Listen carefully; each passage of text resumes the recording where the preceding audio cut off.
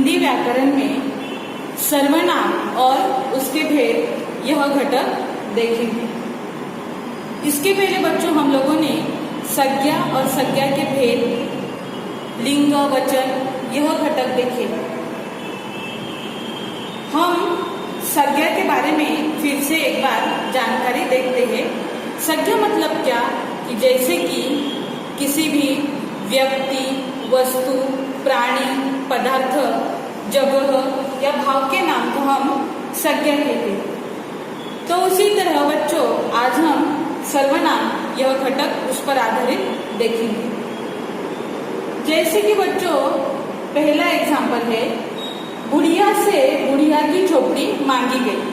तो इस वाक्य में बुढ़िया यह शब्द जो है यह संज्ञा शब्द है और यह संज्ञा शब्द वाक्य में 2 बार दोहराया गया है।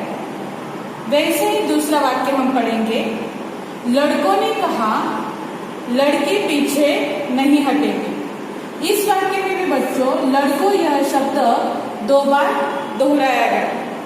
तो इस तरह वाक्य में जो संज्ञा शब्द है वो बार बार ना दोहराया जाए, मतलब पढ़ते वक्त वह और भी अर्थपूर्ण वाक्य लगे, इसीलिए उस संज्ञा शब्द के बदले हम दूसरे शब्दों का प्रयोग करते हैं। तो कौन से वो शब्द है हम वो यहाँ पर एग्जाम्पल में देखते हैं। वाक्य में फिर से पहले वाक्य में जैसे बुढ़िया ने बुढ़िया से बुढ़िया की झोपड़ी मांगी गई। इस वाक्य में जैसे बुढ़िया और बुढ़िया यह संज्ञा शब्द आया, तो उसके बदले हम लोगों ने बुढ़िया से, इस बुढ़िया शब्द के बदले हमने उसकी यह सर्वनाम शब्द का प्रयोग किया और इस तरह वाक्य अर्थपूर्ण बना है कि बुढ़िया से उसकी झोपड़ी मांगी गई। वैसे ही दूसरा वाक्य है, लड़कों ने कहा लड़के पीछे नहीं हटे।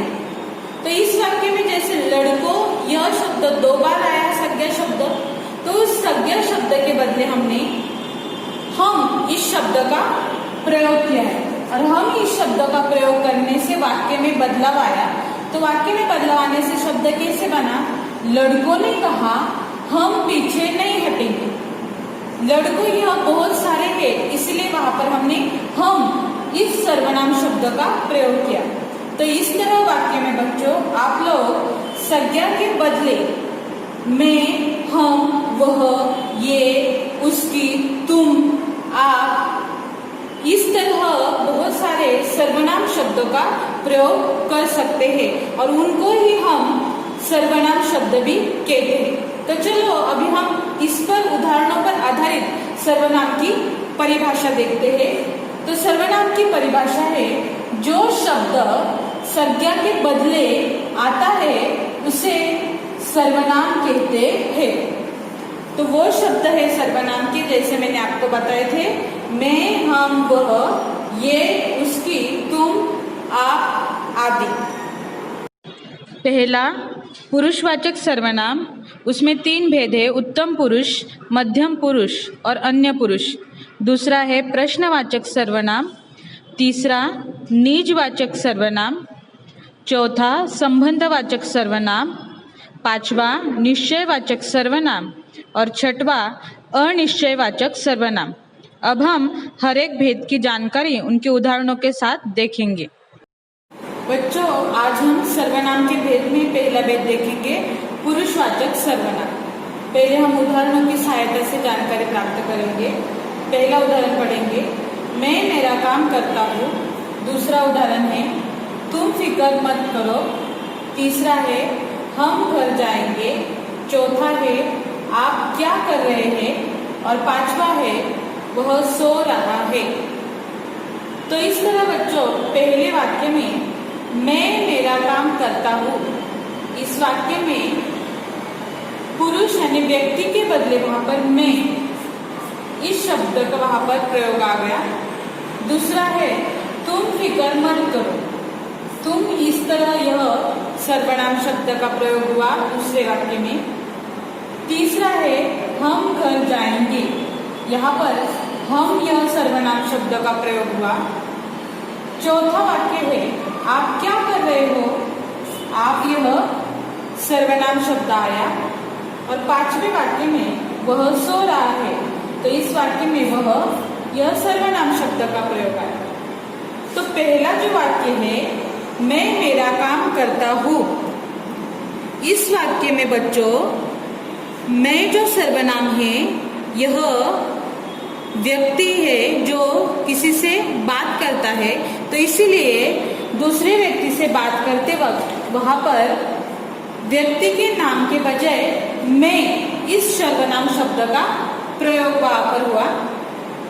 दूसरा वाक्य है तुम फिक्र मत करो। इस दूसरे वाक्य में बच्चों वहां पर तुम यह सर्वनाम शब्द है, तो इसीलिए दूसरे वाक्य में वहां पर तुम शब्द जो है तुम फिक्र मत करो, मतलब दूसरे जो वहां पर बहुत सारे लोग हैं जो उस व्यक्ति को बता रहे कि तुम फिक्र मत करो, मतलब उस व्यक्ति के नाम के बजाय वहां पर तुम शब्द का प्रयोग हुआ। उसके बाद तीसरा है हम घर जाएंगे। बहुत सारे लोग हैं, इसीलिए वहां पर उनके नामों का प्रयोग न होते हुए हम इस सर्वनाम शब्द का प्रयोग होगा या यहाँ पर। चौथा है आप क्या कर रहे हो, मतलब एक व्यक्ति ने दूसरे व्यक्ति को पूछते वक्त वहां पर आप यह सर्वनाम शब्द का प्रयोग हुआ। और पांचवें वाक्य में किसी से कहते वक्त यहाँ पर वह इस सर्वनाम शब्द का प्रयोग हुआ है कि वह सो रहा है। तो इस तरह बच्चों इन पांचों वाक्यों में मैं, तुम, हम, आप और वह, ये सारे जो शब्द है किसी व्यक्ति के बजाय वहां पर वाक्य में सर्वनाम के तौर पर आए हुए हैं, इसीलिए इन सारे सर्वनाम शब्दों को पुरुषवाचक सर्वनाम कहते हैं। तो इस पुरुषवाचक सर्वनाम में बच्चों इस तरह हम और भी जैसे कि मैं, हम, तू, तुम, आप, यह, ये, वह, वे, हमें, तुझे, उसे, उन्हें, मेरा, तुम्हारा आदि इस तरह हम पुरुषवाचक सर्वनाम शब्दों का वाक्य में प्रयोग कर सकते हैं। अभी इस पुरुषवाचक सर्वनाम के भी बच्चों 3 भेद है, तो चलो उसमें से पहले भेद की हम जानकारी देखेंगे। बच्चों पुरुषवाचक सर्वनाम के भेद में पहला भेद हम आज देख रहे हैं उत्तम पुरुषवाचक सर्वनाम। तो उत्तम पुरुष सर्वनाम यह किसे कहते हैं, तो यह जो खुद बोलने वाला जो व्यक्ति होता है उसे उत्तम पुरुषवाचक सर्वनाम कहते हैं। जैसे कि वाक्य देखते हैं हम, मैं घर जाऊंगा। दूसरा है हमें सब अपने लगे। तीसरा है हम भी बाहर जाएंगे। तो इस वाक्य में मैं, हमें और हम, यह जो है यह हमने खुद कहा है। पहले वाक्य में मैं घर जाऊंगा, मतलब मैंने खुद, मेरे बारे में यहाँ पर बोलने वाला जो व्यक्ति है, इसलिए वहां पर उसे हम उत्तम पुरुषवाचक सर्वनाम कहते हैं। दूसरा है हमें सब अपने लगे, तो हमें यहाँ आदरातिथ्य हुआ, इसीलिए यह उत्तम पुरुषवाचक सर्वनाम शब्द है। और हम सब या हम भी बाहर जाएंगे, हम मतलब वहां पर खुद को बोलते वक्त उसने वहां पर दर्शाया है, इसलिए इसे हम उत्तम पुरुषवाचक सर्वनाम कहते हैं। तो इस तरह इसकी परिभाषा है कि खुद बोलने वाले को उत्तम पुरुषवाचक सर्वनाम कहते हैं। जैसे वाक्य में मैं, हमें, हम, इस तरह के जब सर्वनाम शब्द आते हैं तो उसे हम उत्तम पुरुषवाचक सर्वनाम कहते हैं। सर्वनाम के भेद में बच्चों यहाँ पर दूसरा भेद है, वो है बच्चों सर्वनाम के भेद में दूसरा भेद है मध्यम पुरुषवाचक सर्वनाम। हम वाक्य को पहले पढ़ेंगे। पहला है तुम्हारा नाम क्या है। दूसरा वाक्य है वे तुझे घर बुलाएंगे। तीसरे वाक्य में आप कैसे हो। तो इन तीनों वाक्य में अगर देखा जाए तो पहले वाक्य में तुम्हारा यह सर्वनाम शब्द आया, दूसरे में तुझे और वे, और तीसरे में आप यह सर्वनाम शब्द आया। लेकिन बच्चों मध्यम पुरुषवाचक सर्वनाम हम कैसे पहचानते हैं, तो इस तरह पहले वाक्य में तुम्हारा नाम क्या है, तो किसी से वहां पर बात की गई है, किसी को पूछा गया है, इसीलिए बातचीत किया गया है, इसीलिए वहां पर यह शब्द आया तुम्हारा मध्यम पुरुषवाचक शब्द। दूसरे में वे तुझे घर बुलाएंगे, तो तुझे यहाँ पर किसी से बात करने के लिए तुझे शब्द का प्रयोग हुआ, इसीलिए उसे हम मध्यम पुरुषवाचक शब्द कहते हैं। और तीसरे वाक्य में आप कैसे हो, तो आप यह किसी को पूछा गया है, इसीलिए वहां पर आप यह शब्द मध्यम पुरुषवाचक सर्वनाम शब्द आया। तो इस तरह हम इसकी परिभाषा देखते हैं। जिससे बात की जाती है उसे मध्यम पुरुष सर्वनाम कहते हैं। तो वाक्य में इस तरह जैसे तू, तुम, आप ये शब्द आते हैं, उसे हम मध्यम पुरुषवाचक सर्वनाम शब्द कहते हैं। जो सर्वनाम के पहले भेद का तीसरा उपभेद है अन्य पुरुष सर्वनाम। जैसे कि हम वाक्य से ही इसकी जानकारी देखते हैं। पहला है वे बड़े लोग हैं, दूसरा वाक्य है यह मेरे दोस्त है, तीसरा है वह हमारे पड़ोसी है। तो पहले वाक्य में वे बड़े लोग हैं, तो यहाँ पर अन्य मतलब तीसरे व्यक्ति के बारे में यहाँ पर बातचीत की गई है, इसीलिए यहाँ पर वे शब्द का सर्वनाम शब्द को उपयोग हुआ। उसके बाद दूसरा है यह मेरे दोस्त है, तो यहाँ पर मतलब तीसरे व्यक्ति के बारे में यहाँ पर बात की है, इसीलिए बात करने के लिए वहां पर यह इस शब्द का प्रयोग हुआ, इसीलिए यह अन्य पुरुषवाचक सर्वनाम शब्द आया।